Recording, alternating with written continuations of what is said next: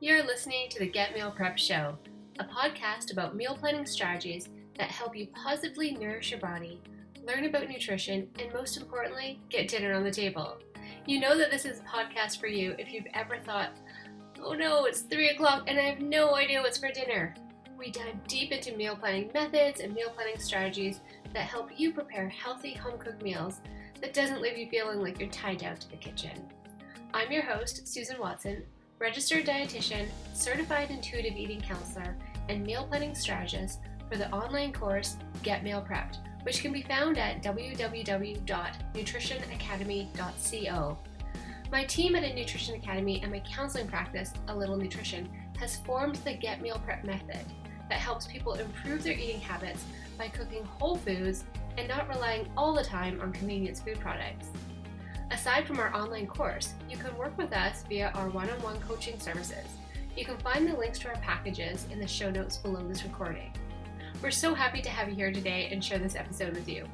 If you like this episode, please subscribe to the Get Meal Prep Show on iTunes and leave a rating and review. It might not seem important, but your review can make a big impact and help us continue to deliver amazing content and keep bringing you the best meal planning strategies so that you can be the healthiest you ever. It's super easy to leave a review.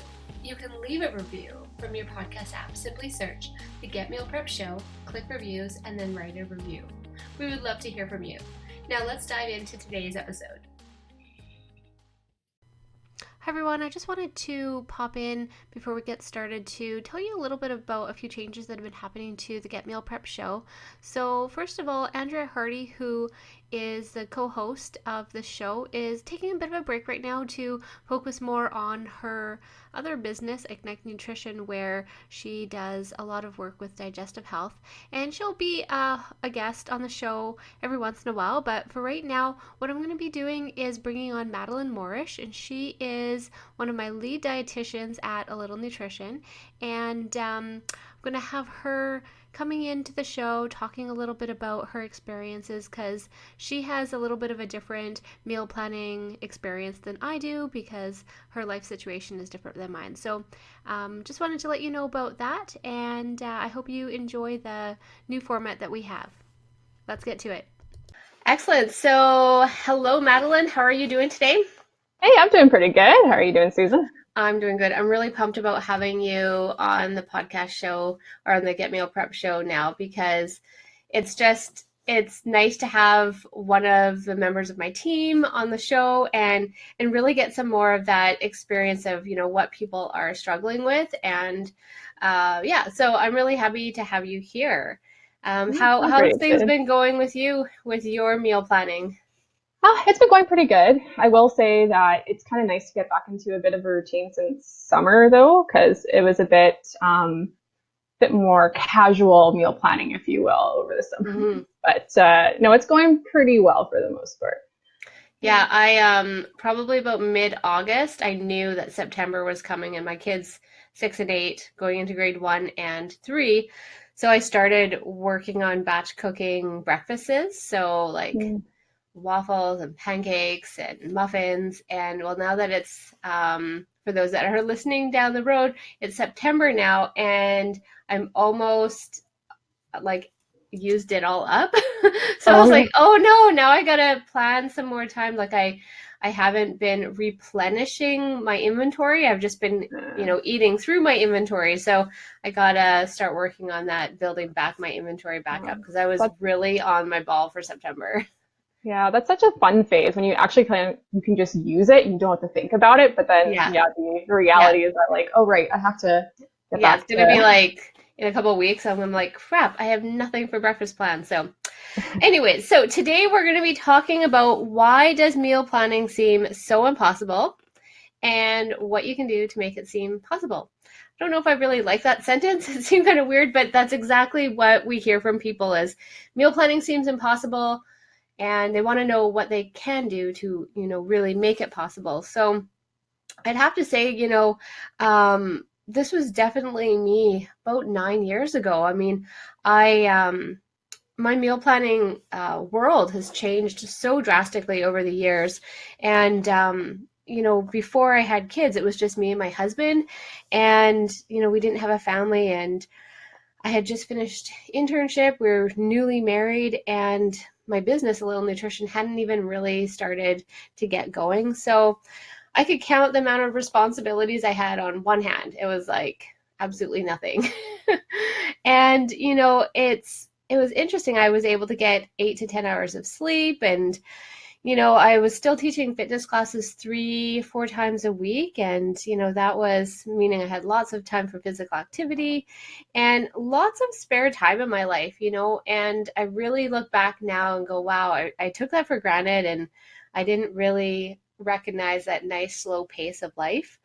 And, when it came to eating, I basically would just think about what I wanted to cook that day and go to the store and go shopping and pick up what I needed and come home and cook it. And I want you to imagine like date night, like pretty much like the candles on the table and the nice dining room set. And my husband would come home from work, and we would sit and we'd talk and enjoy the meal. And that was life. And now, like with kids, it's like, Yeah. it's so different, and way more chaos. So, it all started to change when we started a family. And now at that time I started to realize the amount of responsibilities I had. It was like a million responsibilities. And also, A Little Nutrition, my counseling practice, started to take off, and it was still just me doing the counseling, but I was gone most evenings.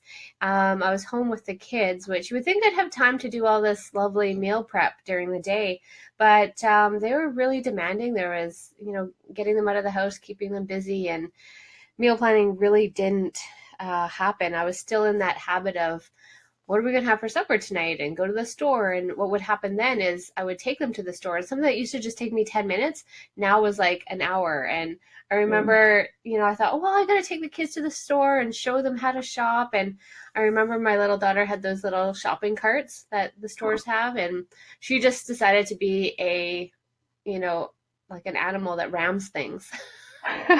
And That's cute. ended up like ramming into some glass jars that broke and fell everywhere. And I said, you know what, this whole Oh. life system that I've got is not working. Something has to give. And I was at this point where I was like, I got to get my crap together. And I knew it was meal planning, but I had such a hang up. And yes, dietitians are not all perfect meal planners, in general. And I think that there's that, idea that, oh, I was a dietitian, I should know what I'm doing. But I really didn't when it came to meal planning, because my life experience was just me and myself. And um, I used to travel for sales, and I traveled all across Canada, and I would meal plan, but it was different. Like I would pick up some groceries and put them in my cooler, and kind of eat whatever I had prepared out of my cooler, so I didn't have to eat out at restaurants all the time. And that was a different style of meal planning now, with having a family. So I knew I had to kind of get my crap together. And I knew that meal planning was the answer, but I didn't like the idea of certain things. So I thought that meal planning was going to be 8 hours in the kitchen, like on a Sunday, cooking at 8 o'clock in the morning till 10 o'clock at night, and it was all going to be like stacked up freezer meals in the freezer, and that whole day would be a write off. Um, and the reality is, I started out that way. And I remember probably a couple months, finally, my husband was like, we'd like to do something together as a family.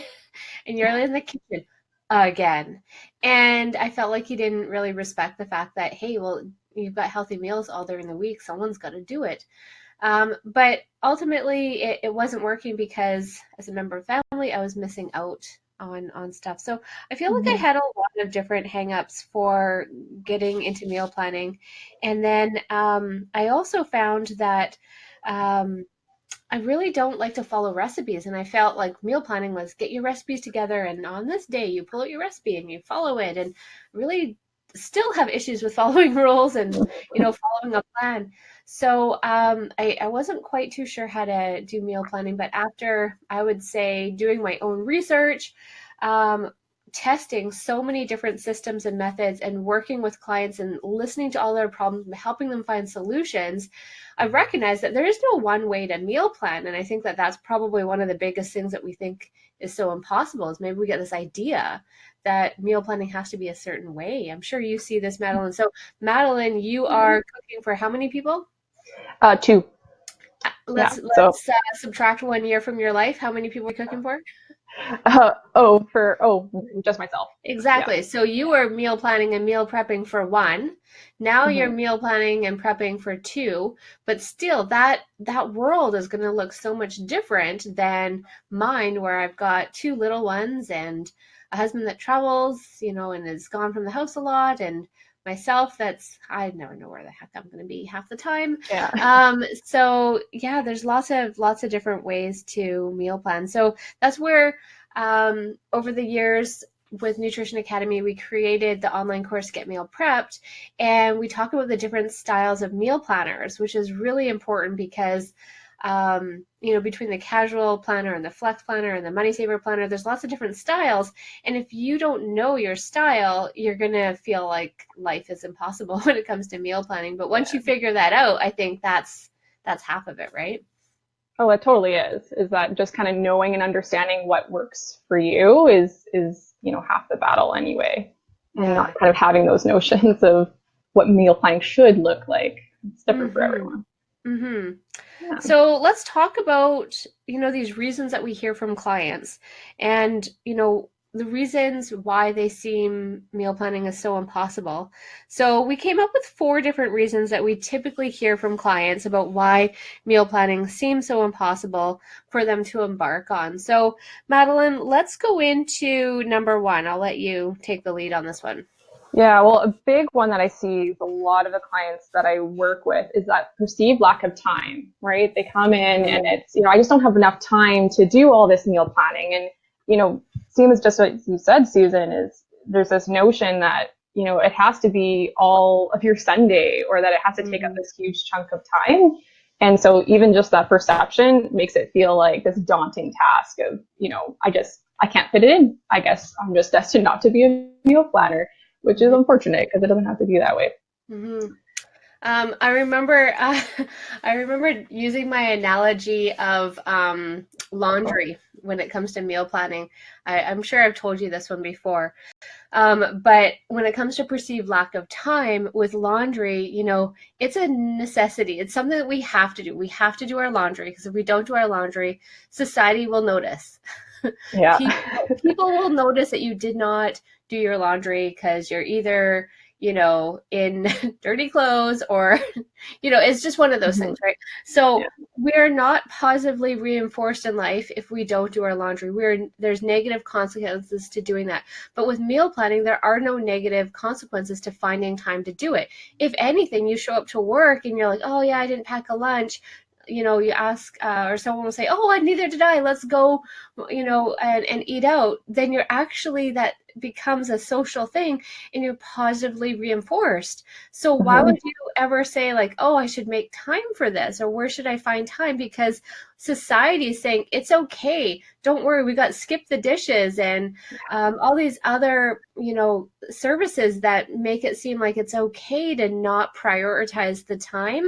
So I get why people think that they don't have time, because there's so many other things in life that are actually reinforcing you not to, find that time in life to do the meal planning. But I've also seen clients that literally, when they look at their schedule and they show it to me, they don't have time. They have jam-packed their life with kids' activities or other activities, or their job is so demanding that they really don't have time. So at that point, you got to really evaluate what's going on and figure out where are you going to find time, where are you going to make time is probably the bigger way to think about it, because time is one of those things that will slip by if you don't actually carve it out into your day. Well, absolutely. It's kind of finding that balance of like, well, what's in my schedule and what do I absolutely need to do? What's a necessity? And, seeing like, do I have to be booked up all the time? Yeah. And I guess, at the end of the day, it is just making that priority there. Mhm. Okay, so what's number two? So number two is actually the perceived amount of effort. So I guess we kind Mm-hmm. of alluded to this before as well. It's sort of this thinking or notion that it has to take up all of your Sunday or a large quantity of time to do all of the meal prep and planning. Mm-hmm. But also a lot of like all or nothing thinking too. It's either you have to have all of your dinners prepared and thought out or none at all. I find Mm-hmm. that's something that, is very common with a lot of clients that we see Yeah. is that, Mm-hmm. it has to be perfect or they all have to be healthy meals. And, or I'm just not a meal planner. So I Mm-hmm. think there's a lot of that perception. And, even when you see things on social media as well, it kind of, you know, you want to make that perfect picture of what meal planning is and you want it to be just like what everyone else is doing. Yeah. Um, Yeah, yeah, it's that's a good one. I'm sure you know because I talk about this author all the time, James Clear. Um, when we talk about change and habit formation, one of the things he states in his research is that true change in somebody when you want to go from one way of life to another, the way people change and actually stick to it is if you actually make that identity change. So Mm-hmm. if you're telling yourself, I'm not a meal planner, I don't meal plan, I don't know how to meal plan, it seems too hard, it seems too impossible, you're never going to get there. Yeah. You have to take on this new identity and say, I am a meal planner. And maybe the way I meal plan is different than what you see on social media or Pinterest or Instagram, but you meal plan in the way that's right for you. But you have to say, I'm a meal planner. I carve out time in my week to meal plan, to do a little bit of meal prep. I know what I'm having for supper tomorrow night. I've planned that out. You have to see that as a goal to work towards that identity change, because if you don't, it's always going to feel like this impossible task that you can't get behind. And yeah, I think it's that that perceived um, amount of effort has to do with that identity change. So you have to start Mm-hmm. saying, I'm a meal planner. And the best way to do this, I say, is to fake it till you make it. Yeah. I mean, I'm always talking about my fails because life is too short to not laugh at your failures. But you just got to fake it till you make it. You got to dive in, you got to start, and you got to recognize it's not going to be perfect. You can't have an all or nothing attitude. You have to Mm-hmm. say, I'm a meal planner and I'm a meal planner with where I'm at today, now, and it won't be perfect, but I'm just going to start. And I think that's the best way to get over that hurdle of your perceived amount of effort. It's going to be too hard. Well, if life was easy, Yeah. we all would be meal planning. Yeah. But I really like that as well because it's a way of just even reframing like negative thoughts, right? It's putting a Hmm. positive spin that, being respectful or of like where you're at and that like, oh, I'm just getting started. I will be a meal planner. I'm giving some thought to my meals. Like it's, Hmm. you know, having more positive thinking can get you a little bit further or a Hmm. lot further. Absolutely. And another thing when it comes to effort that I didn't recognize, but I've heard from other people, I've read different blog posts and other people have said this, but you know how the Food Network or TV shows, it's all about like the contests or the like cooking shows used to be like Christine Cushing was one of my favorite chefs, and she used to have this show, Christine Cushing Live, and so there's always some things that would happen that were funny, but she'd have a live audience and she'd be cooking, and I actually learned how to cook in my early 20s watching the Food Network. There was Yan Can Cook. I there was the Urban Peasant. I'm totally dating myself, but the Food Network used to be somewhere I went to watch shows to learn how to cook, and I would try it out, and that's probably why I can open up my fridge and look at a bunch of ingredients and go ahead and cook because I Mhm. practiced a lot. But now the Food Network is all about challenges and contests, and the next best chef is like, if you're going to be in the kitchen, you got to be as good as a chef. Or, you're going to have Ramsay yelling at you if you burn something. And, I personally, like, I don't let TV affect me that way, but I have heard that people, when it comes to cooking, it's hands-off approach because, cooking is here and I can't achieve that level of excellence. Have you Mm. have you heard that before? Yeah, well, definitely what I hear from that too is just cooking ability and kind of that again, kind of comparing ourselves to a lot of other people. But that I've never heard it in that way of like relating it to those shows. But that's such a good point where, that's striving for like those are people who are like experts in the kitchen Yeah. and you're watching it and it's, perhaps fun to watch, but you might feel it even more intimidated that, well, cooking is this whole thing, especially if you grow up, just watching that and not having other things to go off of. Yeah. Well, it's that again, that notion of the all or nothing. If Yeah. I'm not going to be the next top American chef or whatever the shows are called now, because I can't watch them. I'm like, I actually find it stressful because they're in, I feel the heat of the kitchen because I just do, even though I'm not there. And they're yelling at each other and yes, chef and that chef. And I'm like, cooking should be just about fun. And it's Yeah. not, right? So, unfortunately, I think that there's a whole generation of people that are missing out on learning. And yes, there's little Mhm. short tutorial videos now and, quick hits and a lot more now online than there ever has been.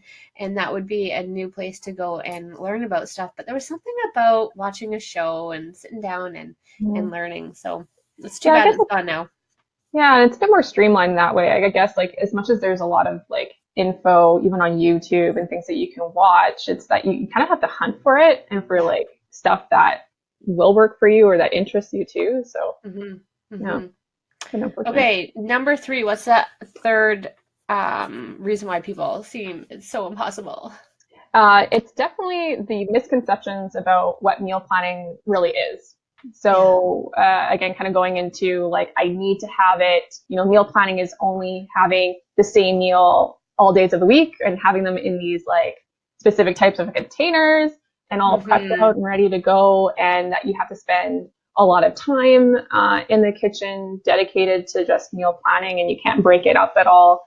hmm So it's ultimately just that misconception of what meal planning really is, and hmm not knowing that like everyone meal plans completely different. I know, even between us, right? We were just Yeah. talking Yeah. about like meal planning for like one or two people, a little bit different than cooking for a full family. So hmm hmm And it changes. I think that's the other thing people don't recognize is that meal planning changes from how I meal plan from September till about May is different than how I meal plan over the summer. And you're just saying you're just kind of more of a flexible summer meal planning, and now you're kind of getting back at it. So recognizing that you can't.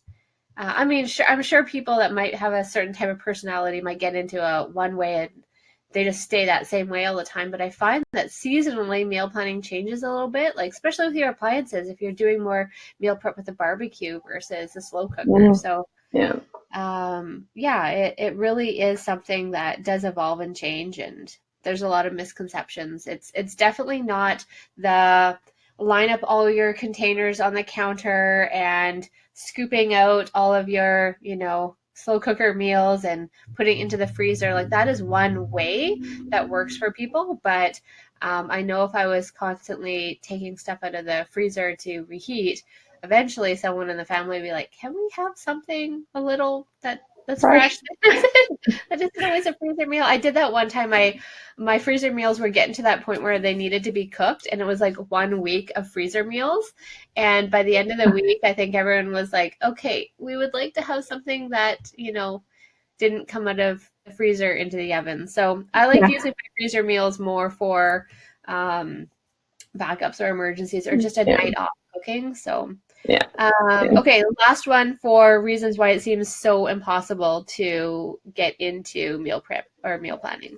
Yeah, the fourth kind of reason is cooking ability. I see this a Mhm. lot with clients that we work with is that, we can plan out meals, but there's a lot of, not everyone is very confident in the kitchen and knowing Mhm. how to even cook and prepare those meals. There's Mhm. questions about like, well, how long do I cook chicken? How do I season them? Because there's a lot of worry actually that I hear from quite a few of my clients of like, well, if I cook it, it's not going to taste good.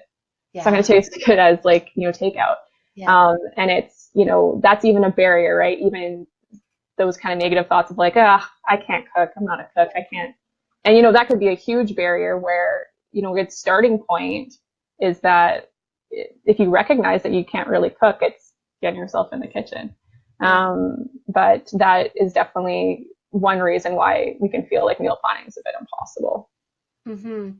Yeah, and I think like what we teach in the course is we call it the low effort planner, and it really that name is I don't like it because low effort makes it seem like you're lazy, and it's not Hmm. the case. It's more so you're just not really interested in having recipes or meals that have 15 different ingredients to it, and that confidence is very low.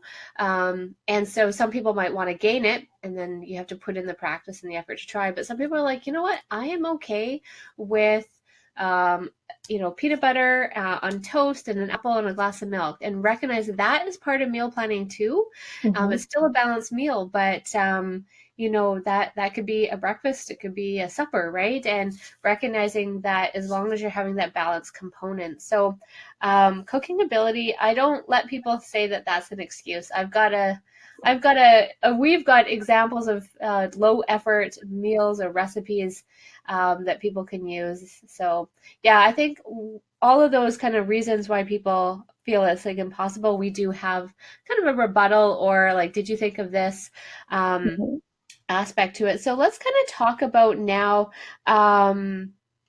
What we can do for taking a look at some of those, we call them barriers or reasons why things seem so impossible, and go into solutions maybe as to what people can do to make it seem less impossible, and maybe go ahead and break it down into small chunks. So one of the things that I like to talk about is again this idea of 1% better or 1% worse. So if you've ever thought about what would happen if you were just doing 1% worse every day with your nutrition, small nutrition decisions might seem that they don't add up to much. But if you make more, like really small, poor decisions all the time, again, they don't necessarily seem to add up much, but they eventually do add up.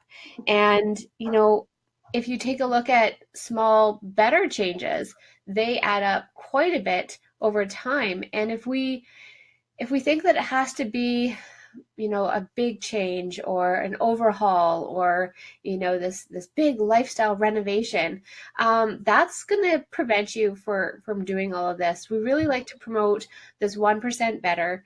If you're just looking up recipes online, if you're just starting that process of becoming working on that identity change, thinking about meal planning, that's still not necessarily, that's still motion, but working on motion so that eventually you can get into action is really, really important. Don't let yourself think that something small like 1% won't add up, because we've seen so many clients just doing 1% better every day, and eventually over a year, they've got a whole new life, a whole new health aspect going on.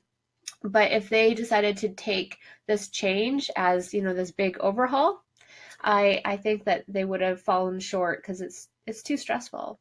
Mm-hmm. So yeah, okay, let's go into some of the things that we can do to make it a little bit possible. So we've got let's do let's talk about identifying why you feel meal planning is impossible. So that's kind of like the first thing that we can do. Yeah, that's definitely an important step, is just identifying like what is our barriers, and then coming up with the best action plan to kind of tackle it and where to get started. Mm-hmm. So asking yourself, what are my barriers to meal planning? And kind of going from there. Yeah, What is so the limiting factor? yeah, people will say like, well, I don't have a fridge at work, so I guess I can't meal plan and bring my lunch. So Mm-hmm. bring that to a session with us, and we will come up with ideas like, well, you know what, let's get a cooler bag, and pack your lunch with a cooler with an ice pack.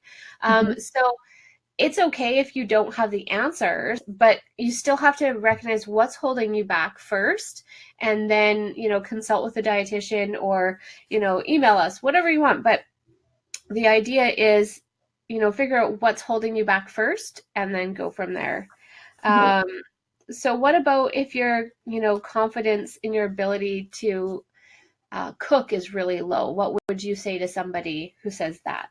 Yeah, for clients that kind of say that, I tell them to definitely start off small and like look for simple recipes, or even just as you mentioned, right? Like maybe recipes are a bit daunting, Mm-hmm. even just to follow, and that meals don't have to be very complicated. It could be that peanut butter on toast with milk kind Mm-hmm. of example. Yep. But yeah, they're also kind of curious about building their confidence in building satisfying meals. I'll recommend, look for recipes that contain at least like 5 ingredients or less. Mm-hmm. There's, plenty of recipes online, but there's also, this is something I've been enjoying recently, is looking at books on, I get them off Amazon, but they're for Kindle, like the Kindle app. Okay. And, but they're just, you could probably get it for like with any e-reader, but they're just 5 ingredient cookbooks. There's a dozen of them. You can get it for your slow cooker, Instant Pot, and it can be a good starting point. So you're not purchasing, so many ingredients and feeling Mm-hmm. overwhelmed. You're just working with small components and getting yourself, started, and kind of identifying, what recipes really work for you and what you enjoy. Mm-hmm. No, I love cookbooks. I'm a cookbook junkie. I probably have way too many that I need.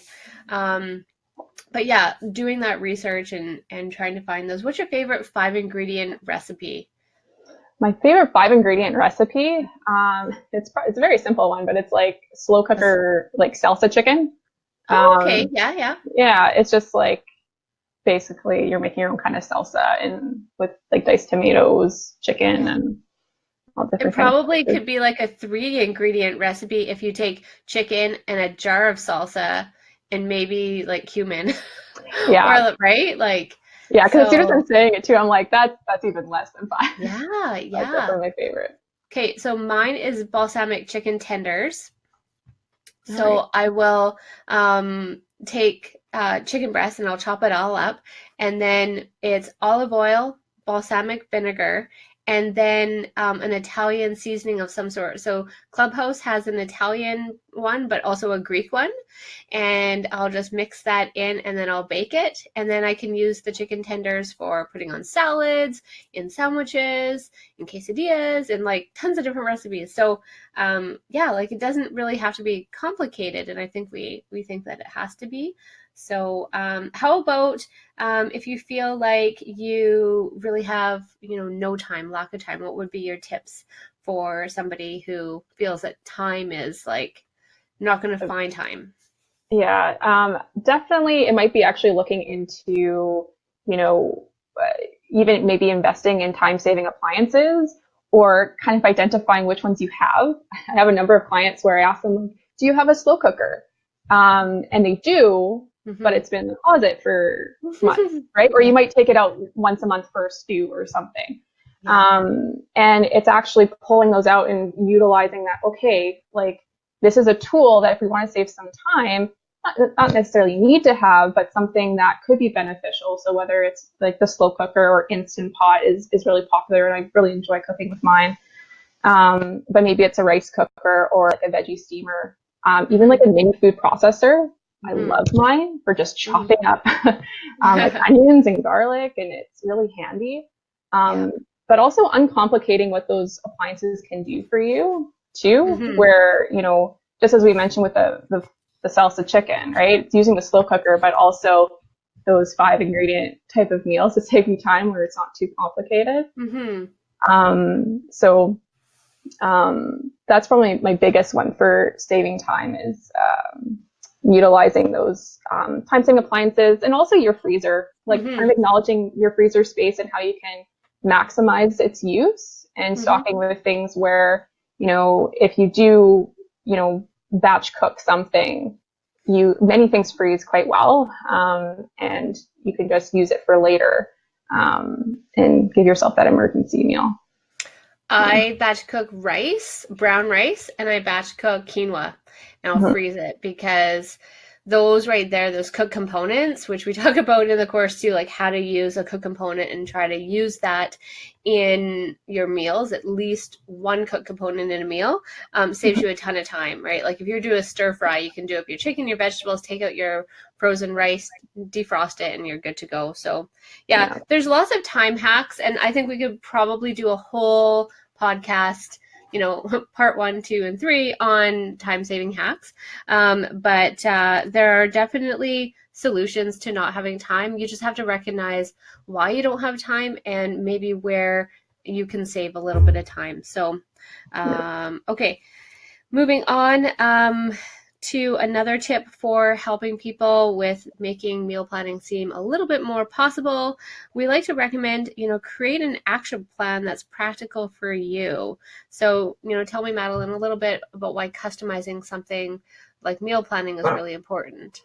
Well, it is really important because that's how you can actually make it a habit that you can continue on, and it's sustainable. So actually recognizing, okay, what is a good starting point for me? What is an action plan that I can, put into place that I at least feel 80% confident that I can put into practice, so that I can I can become that meal planner that I want to be. It's no use in trying to be that 100% perfect. When you haven't really learned those like baby steps and getting a feel for it and exactly what's going to be practical for you, right? It's if you have a number of different chores that you have to do on a Sunday, like you're not going to have that time, or it's not going to be realistic to spend even more hours in the kitchen.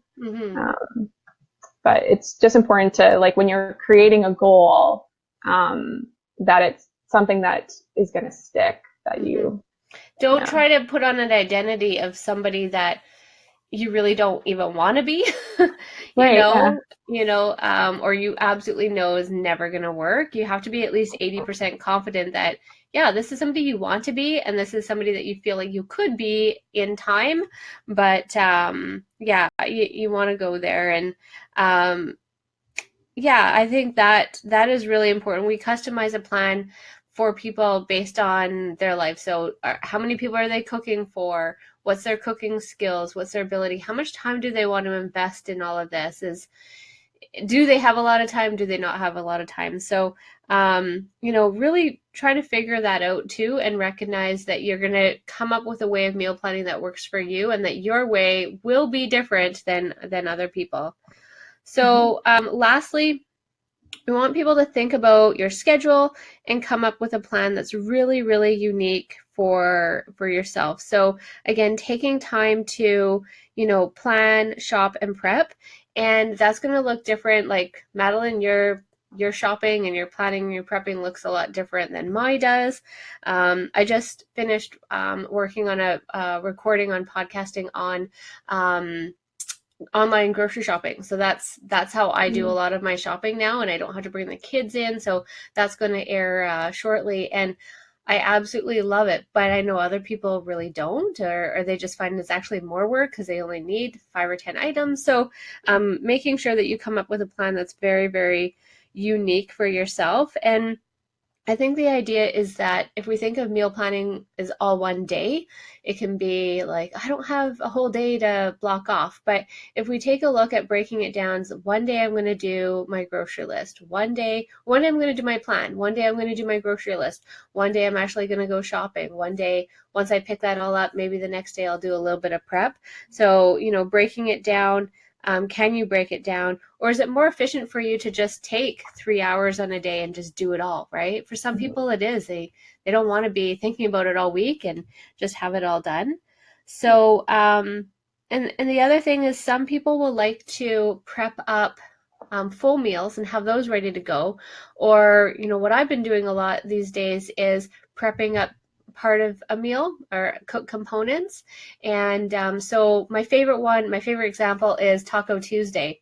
So I'll batch cook the ground meat. I usually do ground turkey nowadays, and I'll season it, and I'll do up a big frying pan worth, about 4 meals worth, and then I'll portion it out into containers. Now I've got, in my mind, 4 weeks worth of Taco Tuesday, at least the meat. And then on the day that we're having that meal, I'll chop up the vegetables or the salad, and I'll do that fresh component. But for me, it's still like a 5-minute meal. It's already done.